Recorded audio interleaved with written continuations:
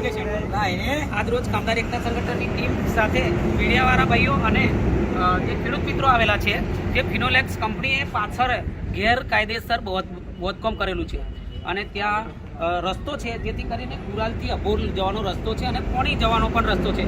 એ રસ્તા પર આ લોકોએ ગેરકાયદેસર બોધકામ કરીને એમને ગેટ બનાવી દેવો છે જેથી કરીને ખેડૂત મિત્રોને ત્યાં જવા માટે તકલીફ પડે છે.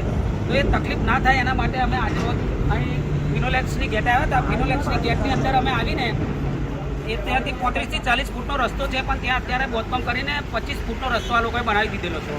હવે સોકડું નાળું પણ ત્યાં મૂકેલું છે અને ત્યાં એ રસ્તા પર ખોદીને એ લોકોએ માટીકામ કરીને માટી પણ કાઢી લીધેલી છે અને ત્યાં ગટેર બનાવી દીધી છે. હવે ગટેરમાં પાણી જાય તો એના ખેડૂત મિત્રો જશે કેવી રીતે?